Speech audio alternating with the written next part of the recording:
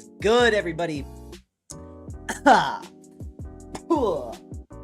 Heyo, what's going on, everybody? It's your boy Potter with Grandmaster Glass, your home for glass blowing.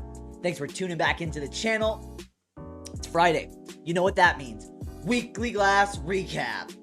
If you're new here, we talk about all things heady glass. New art, shows, artists, products, anything to do with the heady glass community. Coming from a glassblower's perspective, as well as somebody who just loves glass, trying to make this series informational as well as entertaining. And if you enjoy my videos, make sure you like, comment, and subscribe. We're doing this video a little bit different. I'm starting out with a little bit of history. I had some prior knowledge and I did some research for you guys. We're going to be talking about facts, history, knowledge. Then I'm going to be doing 5 artists. I'm going to be talking about some stuff I saw on Instagram this week. And at the very end, we're going to be watching a mini documentary. It's about 8 minutes long, made by Glass Alchemy. Back when I first started blowing glass, I saw this video and I remember how much it inspired me, how much it meant, how thought-provoking it was, and really insightful. It was really cool showing how glass is made from one of the companies that really puts glass on the map. You know, it could be boring or it could be exciting. And I think the glass companies really help make the glass more exciting, more elevated. It is more inviting. Color is a huge part of art, obviously. So without the colors, without the glass, we wouldn't have the glass artwork we have today. So I think it was cool, something cool we could talk about, and that's going to be at the end of the video. Before we get going much further, this video is sponsored by RubyPearlCo, your one-stop shop for glass and smoking accessories. I have links down below. If you'd like to support the channel, go check out RubyPearlCo. Use code WeeklyGlass710 and you're gonna get 10% off your entire purchase. It's gonna help out the channel. Really does mean a lot. Last week's giveaway, congratulations to Sean H. Congratulations, buddy. Send me a message on Instagram and I will get that out to you.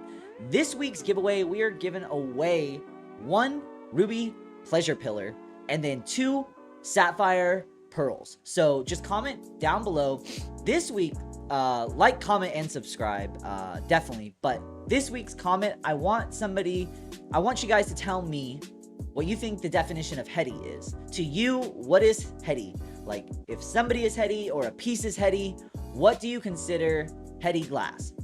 Let me know in the comments and I will choose a random winner and announce it at the beginning of next week's episode. Once again, special thanks to RubyPearlCo making this series happen. Huge thanks to you guys. So, like I said, drop in some knowledge, some history, some facts here at the beginning of the episode. Starting off with one of the things, glass is an amorphous solid. It's not a solid or a liquid, it's both. We see glass naturally when it is in its solid state, but it is more found naturally below the earth, and it is in a molten state. It's in a liquid. It is a liquid.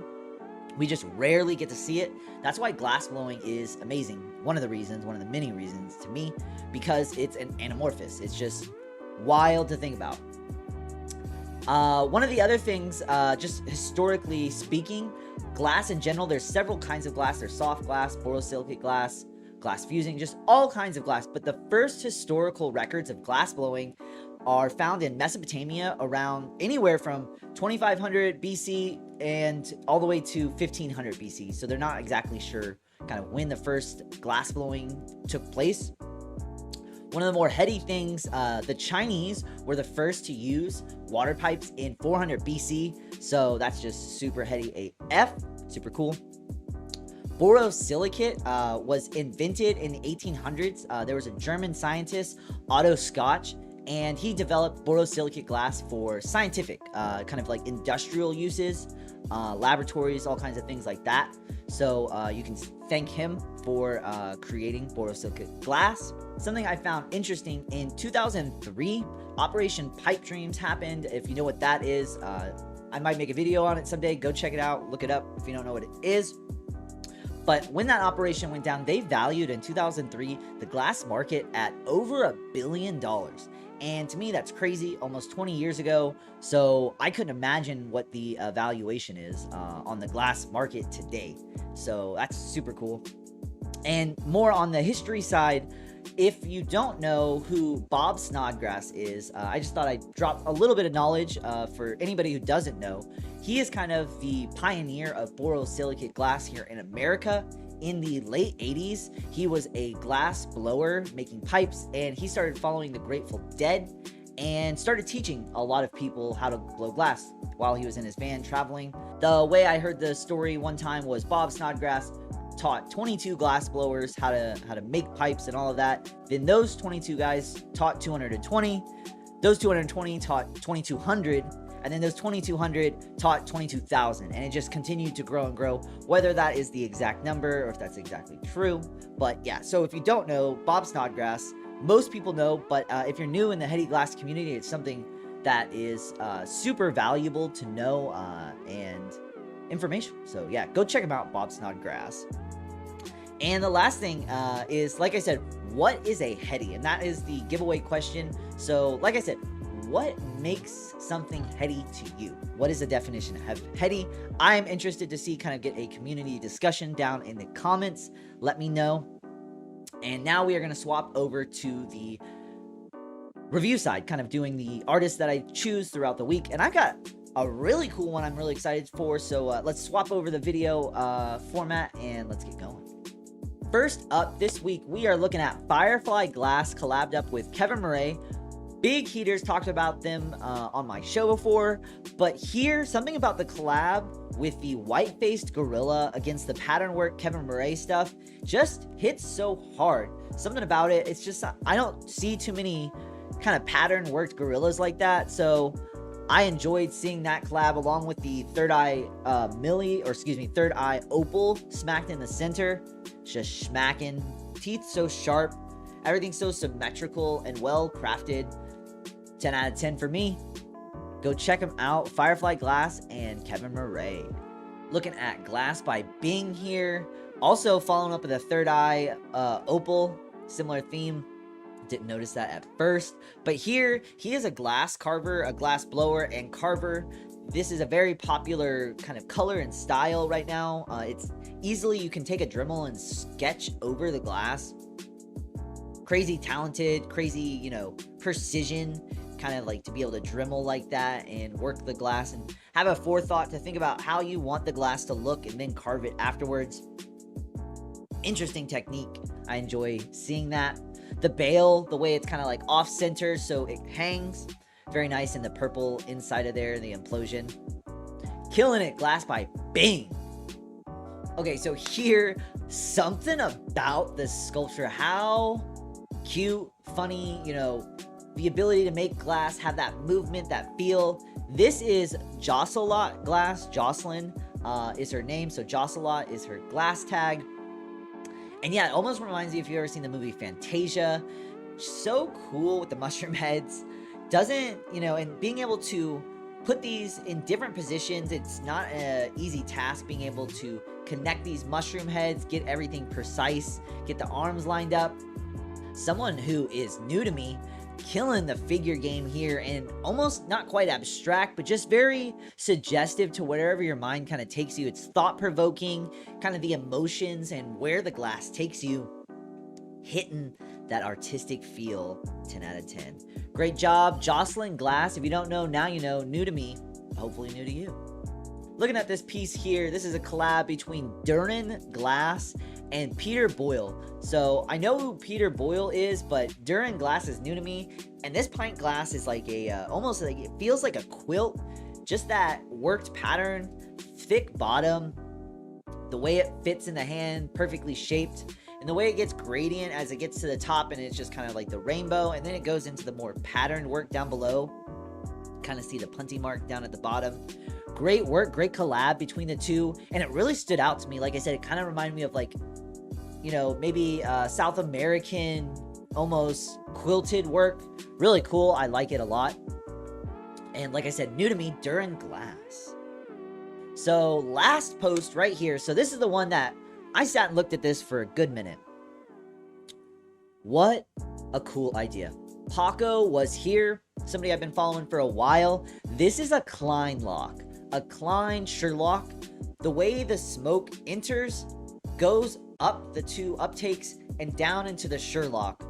So cool. He's been messing around. I looked on his page. He's been messing around with a couple different designs. A kind of like a Sherlock Klein, but with water. Just a bunch of different cool micro ideas. And it's something that I haven't seen.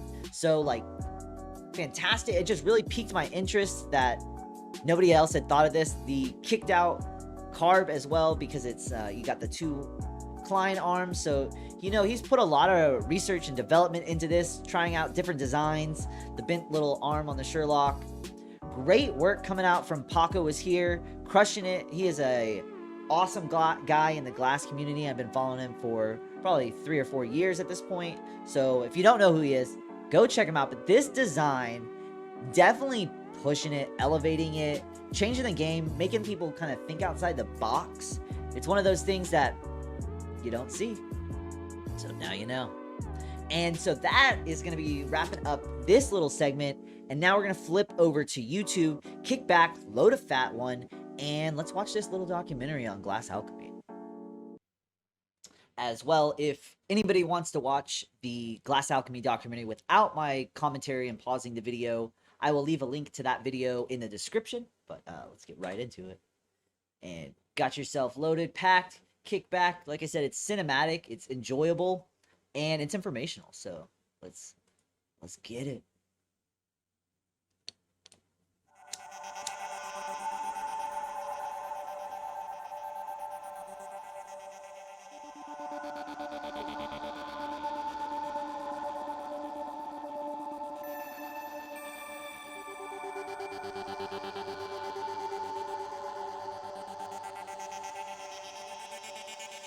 Hell yeah, like old school documentary, pulling out of like the giant crucibles, thousands of degrees, making all the color,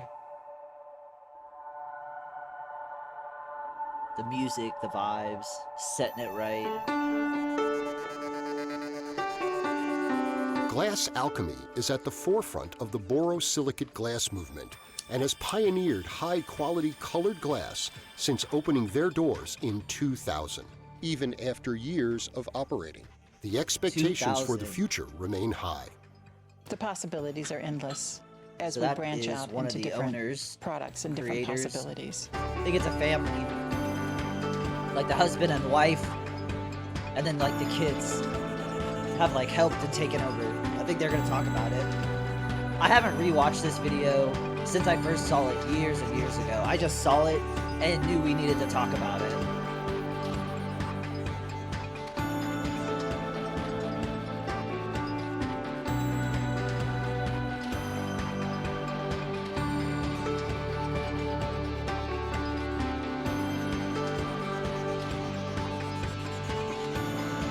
Despite the optimistic outlook on the future of glass alchemy, the beginnings were bleak and its survival often looked doubtful. We raised $375,000 to start this with a house that was falling down as the only collateral. And then we finally found a place. And we moved in and there was no power in the panel on the wall. So $75,000 of the first loan went straight into putting the power in. I was not happy. Dropping numbers. Because the borosilicate fumes dissolved the refractories. Okay, and so there's we the had husband. invested about $85,000 in building 3 of those furnaces during that year when pipe dreams took place. And because of pipe dreams, I just actually it took us talked another about that 3 at the years to actually make our very first dollar.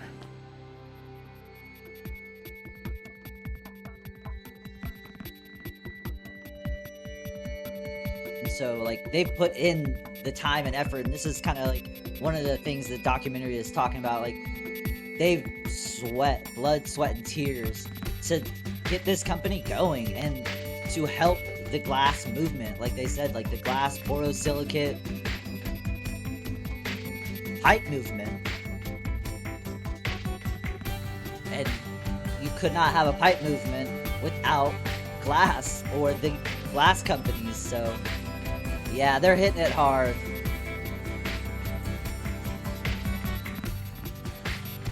Damn, look at that.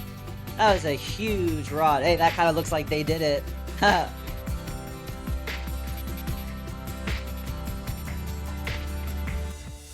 huge face mask. Pulling it down. Look at that. 15-foot glass right there. All the chunks and leftovers.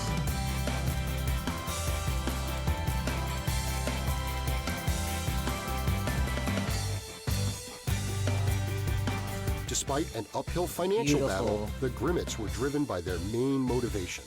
Grimmets. The intention Hey, was Mike to Shelbo. give birth to this industry through color. There were some colors that I wanted to make. I wanted to see Color. in the industry so that I could use them as a lamp worker myself, and they weren't available, so that was part of that motivation. There's Oh, that's too cool that much he potential for obviously this if he art form makes for there not glass to be he a color probably palette. uses We it started too. making colors, but when we were hoping to introduce maybe 20, 30 colors, we introduced 6. And so the very early was very difficult. But the Grimmets and glass alchemy would overcome the seemingly endless obstacles placed before them. And as the company began to solidify its position atop the industry, it soon became a family affair. It was definitely a moment, where it was like very emotional for the whole family kind of thing, where it was just like, oh. Hey, there's the I didn't even sun. know I wanted to do what they had spent, the last few years of their life dedicating everything into and really helping the industry expand, the palette expand. Once the first member of the second generation of Grimmets joined the family business, it didn't take long before the infectious nature of the industry spread to another. Thomas got so enthused and excited about it. We're all in the family business. Ultimately, what reeled Jody in. And I would see him come home with the passion for what he was doing, and it was really electrifying, and it really drew me in. The Grimmets looked forward to the day that Thomas and Jody would purchase the business. I love this old school like documentary vibe. I feel like I'm at school watching this. And continued to build their legacy. That doesn't mean the challenges are all behind them. So much changes in the industry every 6 months as far as like what's hot trend-wise and what's going on. True. But a lot of the processes and UV, procedures here at the shop have to CFL. evolve. Hype The colors. cutting-edge Yep. equipment and machinery that keeps GA producing glass are all GA, Glass maintained, Alchemy. designed, and custom-built in-house. Oh, the way the glass is getting pulled out of the furnace into a rod. That's magic. That's pretty cool. I don't remember seeing that. That's mesmerizing. Calipers to measure the thickness. 7 millimeters is about the standard of the rod, so he was probably checking to see the thickness.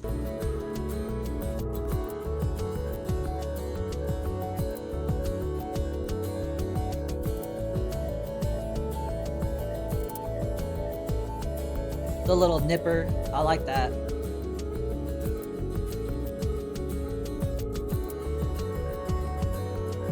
And just hitting the vibes with the music.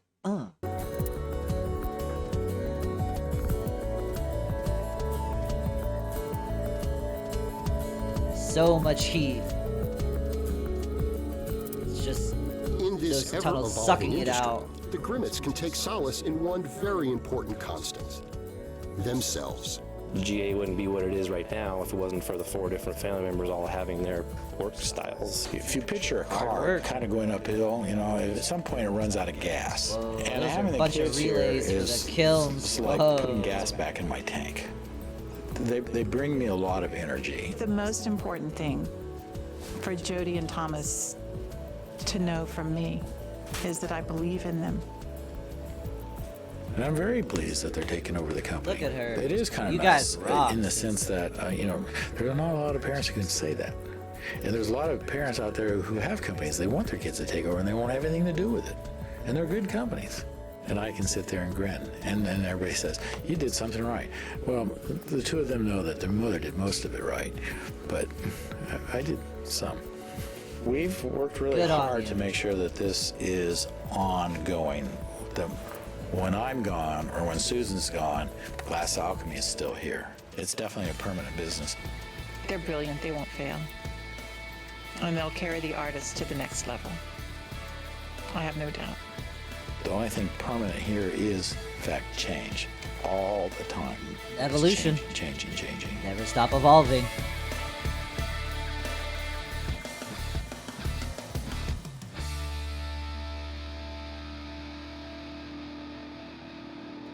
Kick ass.